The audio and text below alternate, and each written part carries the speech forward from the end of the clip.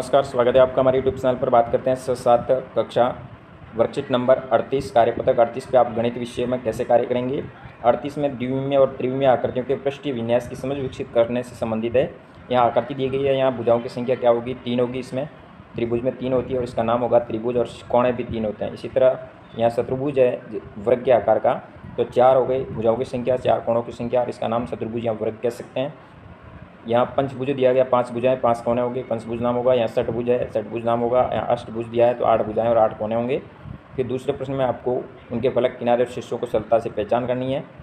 फिर तीसरे प्रश्न में आपको फलक शीर्ष किनारे जो भी हैं आपको अलग अलग लिखने हैं। जैसे पहली आकृति आपके सामने घन की दी है, घन में 6 समतल फलक होते हैं। इसी तरह घनाभ में 6, बेलन में 1, गोला में 0 होता है और शंकु में 1 होता है। इसी तरह चक्कर के आकार के रूप में केवल बेलन में 2 होते हैं, गोले में 1 होते हैं और शंकु में 1 होता है।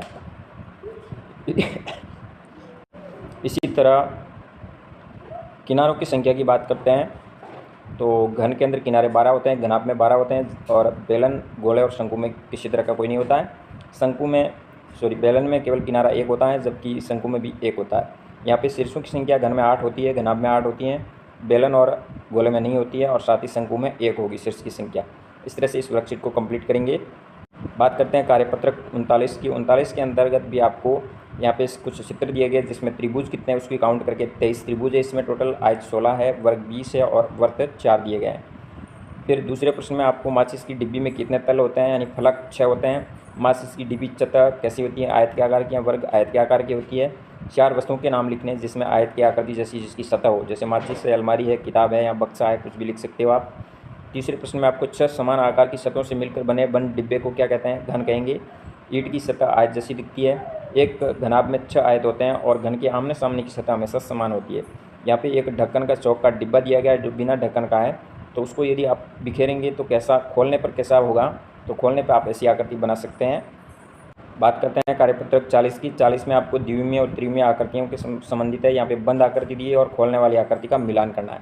जैसे घन की आकृति खोलने पर ऐसी होगी, घनाभ, बेलन और शंकु, इस तरह से आपको यहाँ मिलान करना है। फिर अगले प्रश्न की बात करते हैं। यहाँ पे पेंसिल का डिब्बा दिया गया है जिसको खोलने पर कैसी आकृति बनेगी, तो इस तरह से आप आकृति बनाएंगे। फिर पाउडर का डिब्बा खोलने पर कैसा होगा और स्टॉक का डिब्बा खोलने पर कैसा होगा, इस तरह से आप आकृति का निर्माण कर सकते हैं। बात करते हैं वर्कशीट नंबर 41 की। 41 में आपको कोणों के वर्गीकरण से संबंधित है।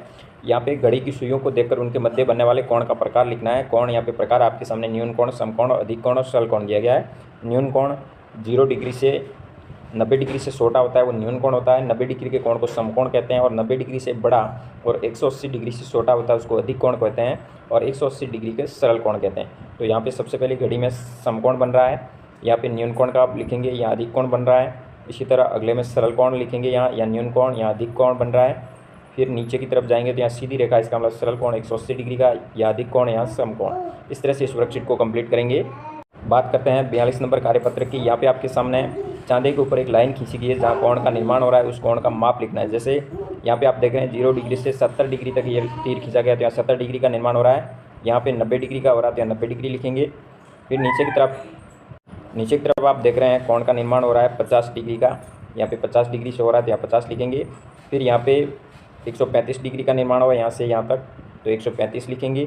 फिर दूसरे प्रश्न में आपको माप के लिखना है, कोण बनाए हुए ये 60 डिग्री का है, ये 110 डिग्री और ये 90 डिग्री। इसी तरह तीसरे प्रश्न में आपको कोण का निर्माण करना है सांधे की सहायता से। 40 डिग्री का कोण बनाएंगे यहाँ पे सीधी रेखा के ऊपर। इस प्रकार आप कार्यपत्रक 42 तक कार्य कर सकते हैं। धन्यवाद। जय हिंद, वंदे मातरम।